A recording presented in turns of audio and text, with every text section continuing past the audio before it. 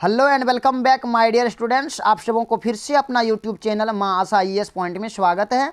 My dear students, आज की class में मैं आपको क्लास 10th मैथ चैप्टर 2 बहुपद के जितने भी सूत्र हैं और उससे संबंधित जितने भी बातें हैं ना, मैं आपको इस वीडियो में बताने वाला हूँ। अगर आप इस वीडियो को ध्यान से देख लेते हैं तो बिहार बोर्ड आपसे बहुपद में जितने भी ऑब्जेक्टिव या सब्जेक्टिव क्वेश्चन पूछेंगे तो आप उसको आसानी से सॉल्व कर सकते हैं। तो इसलिए आप अंत तक बने रहेंगे आप हमारे साथ में। और मैं आपको इस वीडियो में ये भी बताने वाला हूं कि बिहार बोर्ड अगर आपसे एग्जाम में क्वेश्चन पूछता है बहुपद से तो कैसे पूछता है, किस टाइप से पूछता है। तो चलिए वीडियो शुरू करते हैं। और मैं आपसे कहना चाहूँगा कि अगर आप हमारे यूट्यूब चैनल पर नए आए हैं तो प्लीज़ इसको सब्सक्राइब कर देंगे, लाइक कर देंगे और अपने दोस्तों को भी शेयर करेंगे। देखिए बहुपद, सबसे पहले बहुपद जानने से पहले मैं आपको चर राशि और अचर राशि के बारे में बताना चाहता हूं। ये चर राशि क्या होता है और अचर राशि क्या होता है। तो चर राशि यानी कि वह राशि या किसे कहते हैं, वह राशि जिसका अंकित मान यानी कि वैल्यू वाला मान बदलते रहता है उसको हम चर राशि कहते हैं। जैसे x हो गया, y हो गया, z हो गया, a b c इत्यादि। अब बताइए, कभी कभी हम क्या कहते हैं, x बराबर 2 आ जाता है, कभी x बराबर 3 4 5 आ जाता है। माना कि इसका x मानते हैं कि नहीं मानते हैं, मान लेते हैं, y मान लेते हैं, लेकिन उसका जो फाइनली उसका जो आंसर आता है वो उसका मान अलग होता है, 2 3 4 या 5 इस टाइप से आता है कि नहीं आता है। इसका मतलब वह राशि जिसका मान बदलते रहता है उसको हम चर राशि कहते हैं। अच्छा, अंग्रेजी भाषा में इसको जो है चर राशि को अंग्रेजी वर्णमाला के स्मॉल लेटर्स द्वारा सूचित किया जाता है, छोटे अक्षर द्वारा, जैसे A B C D E F, मतलब इस टाइप से छोटे अक्षर से द्वारा इसको सूचित किया जाता है। और दूसरा प्रश्न है कि अचर राशि क्या है। तो अचर राशि किसे कहते हैं, तो वह राशि जिसका अंकित मान नियत होता है उसे अचर राशि कहते हैं। जैसे आपको 5 हो गया, देखिए अगर आपका 5 मान दिया हुआ है कि x बराबर 5 है तो 5 होगा ही होगा। अगर किसी चीज़ का मान हमने 4 बैठा दिए इसका मतलब उसका 4 होगा ही तो होगा। इसको हम नहीं बदल सकते, नहीं इसको घटा सकते, नहीं उसको बढ़ा सकते हैं। तो इस टाइप के मान जैसे -3 हो गया, 4/3 हो गया, √2 हो गया, ये सब क्या हो गया, आपको ये सब अचर राशि हो गया। देखिए अगर आपके एग्जाम में क्वेश्चन में ऐसे करेंगे 3 4 5 या x y z दे देगा और आपसे कहेगा कि अचर राशि निम्न में से कौन अचर राशि है, तो आपको तो समझ में आ जाएगा ना कि वह राशि जिसका मान बदलते रहता है उसको हम क्या कहते हैं, अचर राशि, और जिसका मान नहीं बदलता उसको हम क्या कहते हैं, अचर राशि कहते हैं। देखिए अगर आप मैथ में कमज़ोर है ना, बिल्कुल आपको घबराना नहीं, हाँ, लेकिन आपको अभी से मेहनत करना शुरू कर देना है। क्योंकि देखिए नहीं कहते हैं करत करत अभ्यास के जरमत में हो तो सुजान, है ना, रसरी आवत जात के सिर पर परत निशान। तो इस टाइप से क्या है कि अगर आप धीरे धीरे मेहनत करेंगे ना तो एक दिन आप भी इस क्षेत्र में बहुत आगे जाएंगे। इसलिए आपको बिल्कुल डरना नहीं है, आपको सीखना है। हम लोग क्या करते हैं, करने से पहले ही डर जाते हैं कि क्या होगा नहीं होगा, इस टाइप से ना। तो आप इस थिंग को निकालिए और अभी से आप पढ़ाई शुरू कर दें। मेरा मानना, मेरा यकीन है कि आप अच्छे मार्क लाएंगे अभी से भी। अब नेक्स्ट है कि बीजीय व्यंजक क्या है। तो ऐसे व्यंजक जो चर राशि एवं अचर राशि के मूल संक्रियाओं जैसे प्लस हो गया, माइनस, गुना, भागा है ना, जोड़ घटा गुना भागा के द्वारा संयोजित होता है उसे हम बीजीय व्यंजक कहते हैं। जैसे देखिए 2x हो गया, -5 हो गया, ये क्या हो गया, आपको एक व्यंजक हो गया। x² - 3x - 2, इस टाइप से क्या हो गया, ये एक व्यंजक के रूप में दिया गया है। नेक्स्ट क्वेश्चन है कि बहुपद क्या है। अब आए बहुपद क्या है। तो बहुपद ऐसे बीजीय व्यंजक जिसमें एक से अधिक पद होते हैं, कहते हैं बहुपद किसे। देखिए यहाँ पे क्या है, इसका क्वेश्चन को समझिए, बहुपद मतलब एक से अनेक पद। ऐसे बीजीय व्यंजक जिसमें एक से अधिक पद होते हैं उसको हम बहुपद कहते हैं। जैसे देखिए 3x² - 2x +8, ये क्या हुआ, एक से अलग नहीं, देखिए 1 2 3 गो है ना इसमें, तो क्या होगा, एक से अधिक है ना। इस टाइप से अगर लिखा रहेगा तो क्या होगा, ये सब क्या कहलाएगा, बहुपद कहला जाएगा। किसी चर राशि का ऐसा बीजीय व्यंजक जिसमें उस चर के केवल और ऋणात्मक पूर्णांक ही आरोही या अवरोही क्रम में व्यवस्थित रहते हैं उसको हम बहुपद कहते हैं। देखिए बहुपद का जो पावर होता है ना वो हमेशा जो है ना आपको पूर्ण संख्या होता है। बहुपद का जितना भी घात होता है उसका जो है ना, जो घात होता है उसका हमेशा वो क्या होता है, पूर्ण संख्या। अपूर्ण संख्या किसे कहते हैं, तो 0 1 2 3 जीरो सहित प्राकृतिक संख्या को हम पूर्ण संख्या कहते हैं। अब नेक्स्ट है कि देखिए इसका जो है ना एक व्यापक रूप दिया हुआ है a o plus a1x plus a2x square plus dot dot है ना an(x) पर पावर n के रूप का कोई विजय व्यंजक बहुपद कहलाएगा। अगर इस टाइप से अगर आपको दिया रहेगा तो क्या होगा, चाहे आरोही क्रम में या अवरोही क्रम में, तो क्या होगा, इस टाइप से अगर दिया रहेगा तो ये बीजीय व्यंजक आपको बहुपद कहलाएगा। जहाँ ए का मान 0 भी होगा, a1 भी होगा, a2 है ना, an वास्तविक संख्याएं है और an इक्वल टू नॉट शून्य हो तथा n क्या है, एक और ऋणात्मक पूर्णांक है। इसका जो घात होगा ना वो क्या होगा, उसका जो मान होगा वो क्या होगा, और ऋणात्मक होना चाहिए, ऋणात्मक नहीं। अब देखिए इस टाइप से आपके जो है ना बोर्ड एग्जाम में ऑब्जेक्टिव इस टाइप से दे देगा ए ओ माइनस या डैश a1 या a2 डॉट डॉट an बहुपद क्या है, तो क्या होगा, इसका आंसर क्या होगा, एक गुणांक है कि नहीं है। नेक्स्ट है कि बहुपद में चर राशि का घात और ऋणात्मक पूर्णांक होता है। क्या होता है, आपको ऑब्जेक्टिव में पूछ लेगा कि बहुपद में चर राशि का घात क्या होता है, तो क्या होता है, और ऋणात्मक पूर्णांक होता है। आप इसको ध्यान में रखेंगे, ध्यान से रखेंगे इसको। नेक्स्ट है कि बहुपद का घात या घातांक किसे कहते हैं, बहुपद का घात या घातांक किसे कहते हैं, तो किसी बहुपद में किसी पद के चर राशि के महत्तम घात को उस बहुपद का क्या घात या घातांक कहते हैं। देखिए यहाँ पे क्या है, 3x पर पावर 6 है ना, ये इसका क्या हो गया, ये उसका घात हुआ, ये इसका क्या हो गया, घात, या जिसको घातांक कहते हैं ये हो गया। यहाँ देखिए इसका 3 है ना, यहाँ 2 है, तो इसका जो वैल्यू होगा वो आपको जो मान ज़्यादा होता है, देखिए यहाँ 6 है ना, तो क्या होगा, ये सबसे ज़्यादा है ना, तो ये इसका मान होगा। इस बहुपद में चर राशि का x का महत्तम घात 6 है, अतः इस बहुपद का घात क्या होगा, 6 होगा। इसका क्या होगा, 6 होगा। अगर यहाँ से दिया रहेगा तो यहाँ पे देखिए 3 है, ऊपर में 3 है, इसका घात है, तो इसका मान क्या हो जाएगा, 3 हो जाएगा। यहाँ देखिए 2x स्क्वायर प्लस 4 है ना, इसका जो महत्तम घात होगा वो क्या हो जाएगा, 2 होगा। तो देखिए अगर इसमें 2 मतलब x पर पावर 2 है तो क्या होगा, ये द्विघात हो गया, इस पर क्या है, x पर पावर 3 है, तो ये क्या हो गया, त्रिघात हो गया। नेक्स्ट है इसका पॉइंट, स्टार पॉइंट, कि x³ plus 2x square into y पर पावर 5 प्लस 3y पर पावर 4, तो इसमें क्या है, चूंकि इस बहुपद के पद 2x स्क्वायर y पर पावर 5 में चर राशियों के घातों का योग कितना है, 2 प्लस कितना, देखिए यहाँ 2 और 5 है ना, तो बराबर कितना 7 है, तो महत्तम घात, अतः इस बहुपद के घात क्या होगा, 7 होगा। इस टाइप से आपके ऑब्जेक्टिव में क्वेश्चन दे देंगे। और देखिए आपके बोर्ड एग्जाम जो आपसे क्वेश्चन पूछता है ना, तो आपको यही देगा कि ये त्रिघात बहुपद है कि द्विघात है कि रेखिक है, क्या है आप बताइए, निम्न में से चूज करें। आपको एक समीकरण दे देगा, कह देगा कि ये क्या है, मतलब द्विघात बहुपद है, त्रिघात बहुपद है, इस टाइप से आपको क्वेश्चन पूछ देगा। अब है बहुपद का मानक रूप किसे कहते हैं, बहुपद का मानक रूप किसे कहते हैं, किसी बहुपद में चर राशि के घात को आरोही या अवरोही क्रम में व्यवस्थित करने की विधि को बहुपद का मानक रूप कहते हैं। तो आपको याद रखना पड़ेगा बहुपद का मानक रूप। देखिए उसमें क्या होता है, कभी आपको x3 पहले लिख दिया जाएगा, कभी x जो है ना 4 बाद में लिखेगा, या x लिखते हैं ना, मतलब उसको अगर आप सजा करके लिखते हैं, देखिए यहाँ देखिए x पर पावर 5 है, यहाँ 4 है, यहाँ 3 है, यहाँ 2 है, उसके बाद क्या रेखिक, या मतलब यहाँ पे 1 है और यहाँ पे फिर अचर पद आ गया, तो ये क्या हो गया, एक अवरोही क्रम हो गया। क्या हो गया, ये अवरोही क्रम हो गया। और यहाँ देखिए जस्ट इसका उल्टा दिया है ना, पहले दे दिया है माइनस से x पर पावर 4, उसके बाद 3x पर पावर 3, फिर यहाँ पे पावर 2 दे दिया और x दे दिया, तो ये क्या हो गया, सेम टू सेम ये इसका उल्टा कर दिया, यानी कि ये क्या हो गया, आरोही क्रम। अब तो जानते हैं घटते क्रम और बढ़ते क्रम। नेक्स्ट है कि बहुपद का वर्गीकरण। बहुपदों का वर्गीकरण 2 आधारों पर किया जाता है। बहुपदों का वर्गीकरण 2 आधारों पर किया जाता है, जैसे घात के आधार पर हुआ और दूसरा पद के आधार पर हुआ।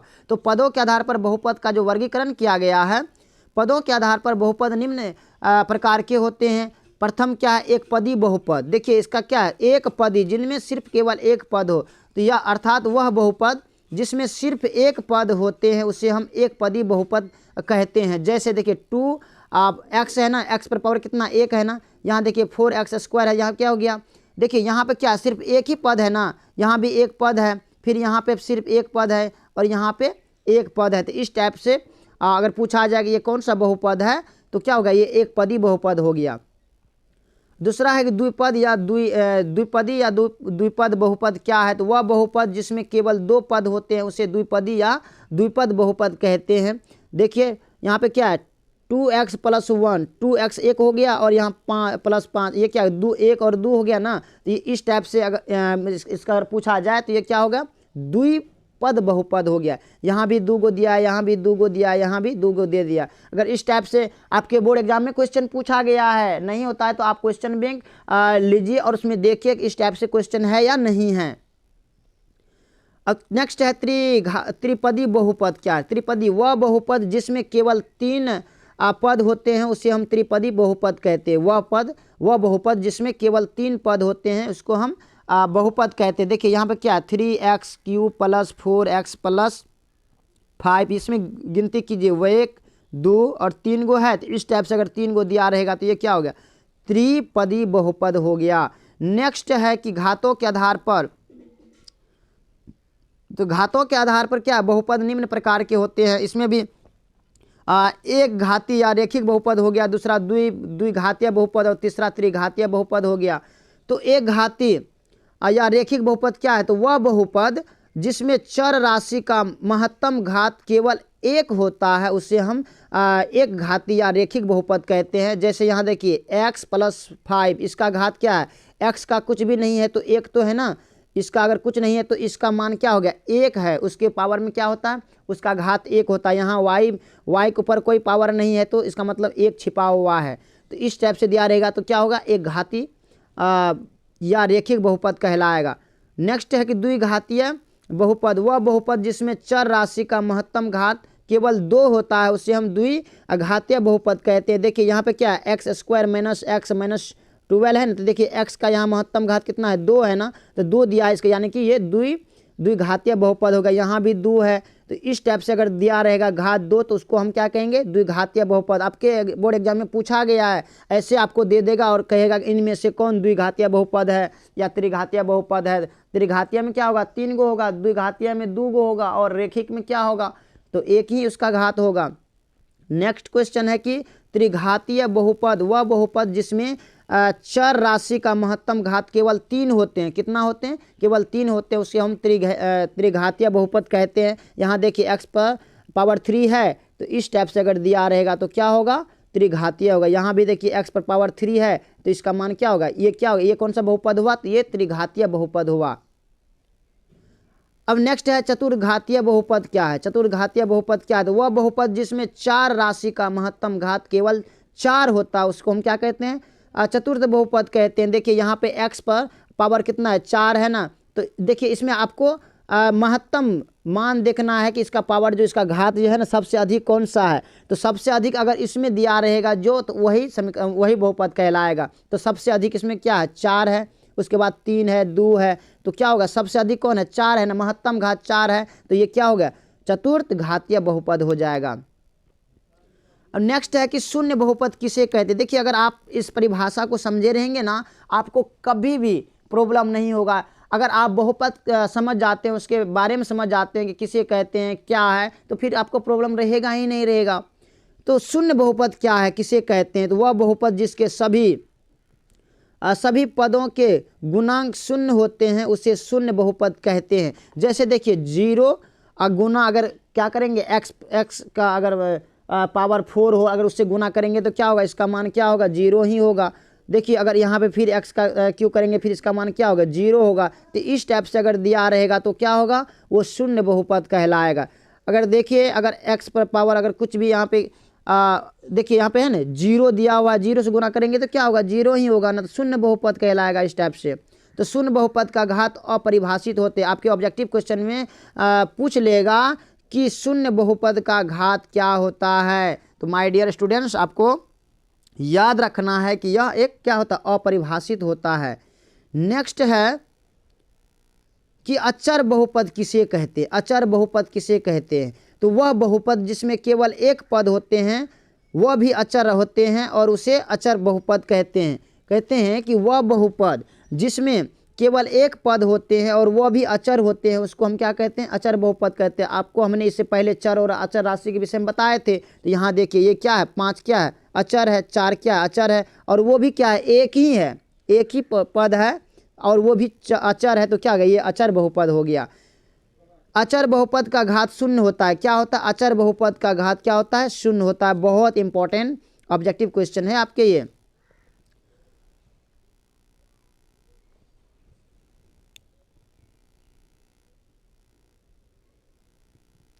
अब नेक्स्ट है बहुपद का शून्य किसे कहते हैं। बहुपद का शून्य किसे कहते हैं, तो इसको कैसे याद करेंगे, उससे पहले हम समझते हैं कि बहुपद का मान क्या होता है, तो या किसे कहते हैं। तो किसी बहुपद में चर के कोई मान रखने पर जो बहुपद का मान होता है उसको हम क्या कहते हैं, मान कहते हैं। देखिए किसी बहुपद में चर के कोई मान रखने पर जो प्राप्त होता है तो उसको क्या, जो बहुपद का मान होता है उसको हम क्या कहते हैं, बहुपद का मान कहते हैं। जैसे पी एक्स है यहाँ पे बराबर 3x² माइनस 5x और प्लस क्या है 8 है। तो अगर मानते हैं कि अगर x बराबर यहाँ पे अगर p का अगर x है ना, वहाँ पर अगर एक मानते हैं तो x एक का क्या करेंगे, इस सब में उसका मान बिठा देंगे।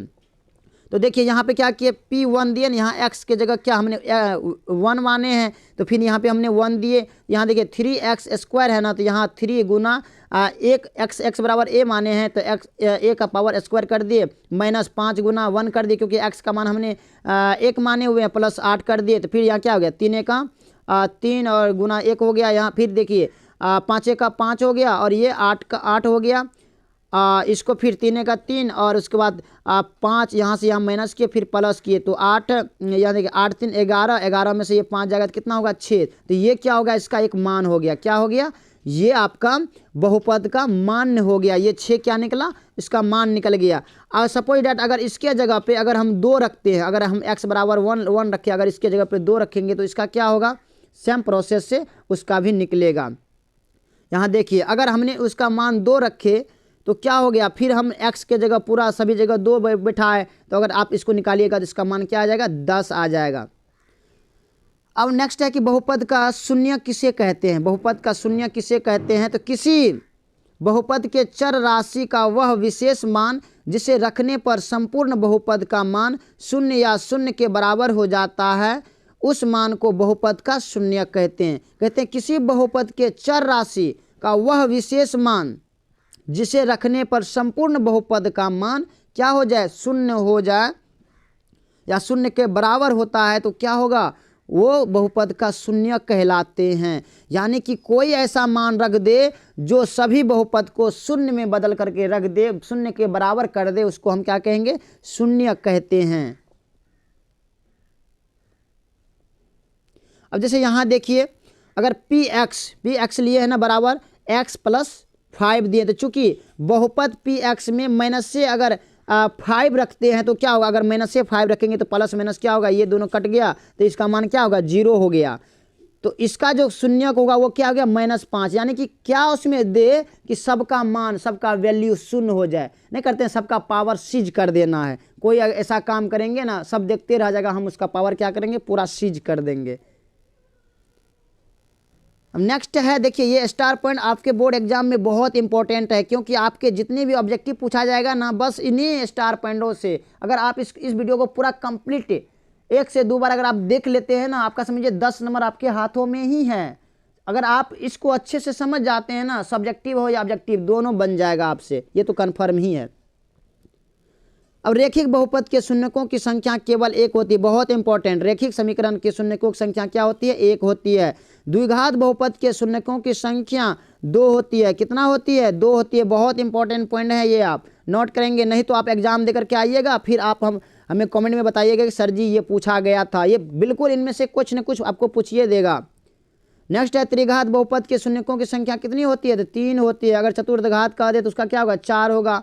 हाँ, उसके बाद क्या है, किसी बहुपद के शून्यकों की संख्या उसके घात के बराबर या उससे कम होती है। क्या होता है, किसी बहुपद के शून्यकों की संख्या उसका जो पावर रहता है ना, घात जिसको हम बोलते हैं, उसके बराबर होता है या उससे कम होता है। यदि रेखिक बहुपद ax + b का रूप का है तो शून्य के बराबर क्या हो जाएगा, -b अब बट्टे a बराबर यानी कि अचर पद माइनस से अचर पद अब बट्टे एक्स का गुणांक। ये सूत्र बहुत इंपॉर्टेंट है, आप इसको नोट करेंगे और इसको याद करेंगे। अगर आपको ये सूत्र याद नहीं रहेगा ना तो फिर आप इस चैप्टर को बनाने में असमर्थ हो जाएंगे, इसलिए इसको आपको अच्छा से समझना पड़ेगा और उसको रटना भी पड़ेगा। और इसका शून्य क्या हो जाएगा, यानी कि वो देखिए शून्य अगर इस टाइप से दिया रहेगा ना,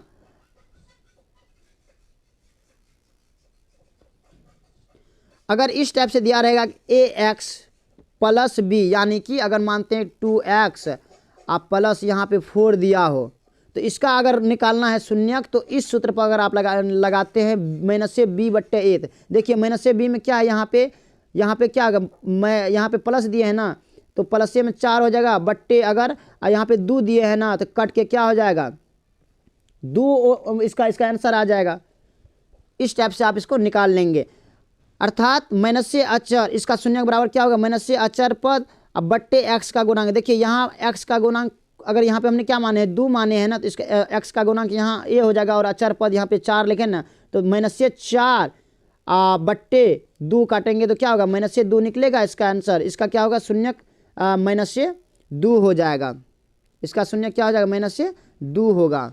नेक्स्ट है कि यदि द्विघात बहुपद a x square plus b x plus c का रूप का हो तो उसके शून्यक अल्फा एवं बीटा प्राप्त होते हैं। देखिए ये जो है ना, ये जो ए टाइप का इसको हम अल्फा पढ़ते हैं और ये जो बी है इसको हम बीटा पढ़ते हैं।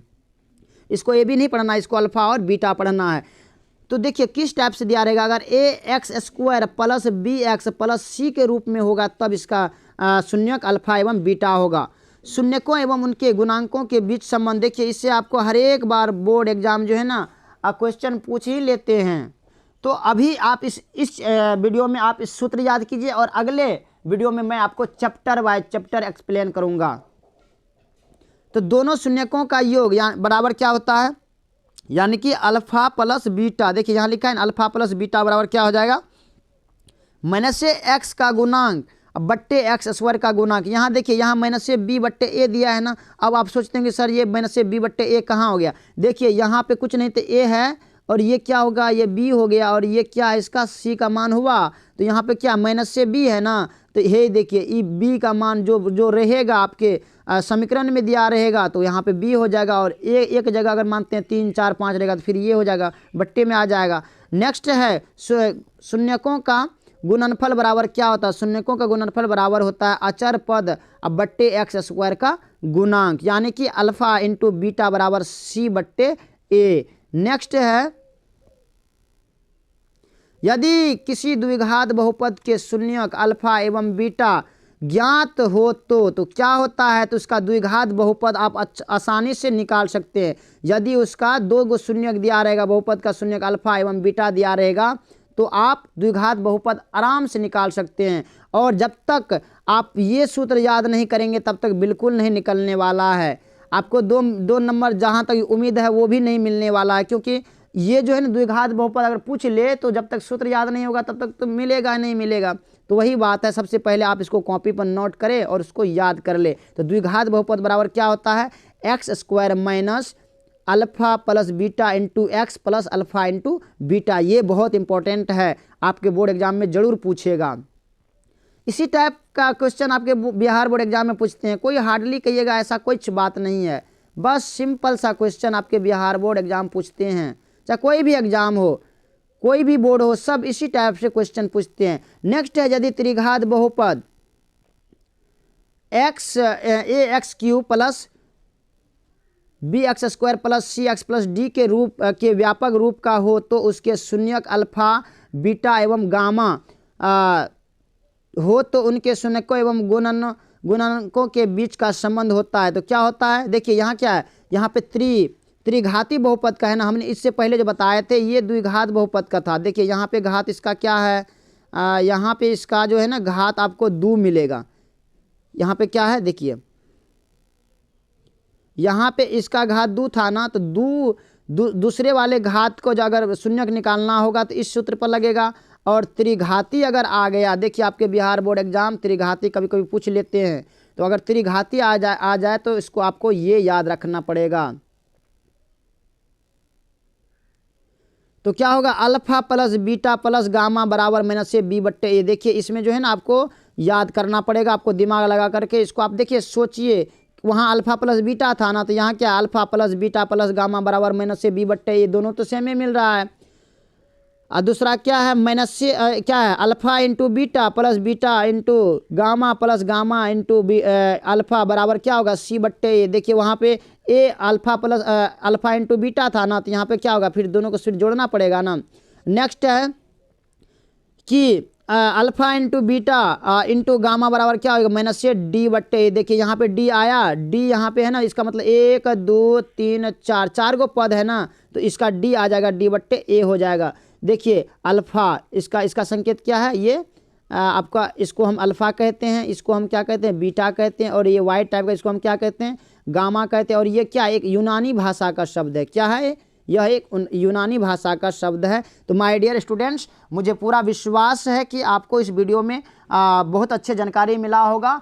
आप हमें कमेंट में बताएंगे कि ये वीडियो आपको कैसा लगा। बाकी अगर आपको थोड़ा सा भी हेल्प दिया होगा ये वीडियो, तो आप इसको सब्सक्राइब कर देंगे हमारे चैनल को, और लाइक कर देंगे, और अपने दोस्तों को भी शेयर करेंगे। बाकी so thanks very much, all the best. फिर मिलते हैं आपके इसके चैप्टर बाय चैप्टर एक्सप्लेन को लेकर के। बाकी so thanks very much, all the best.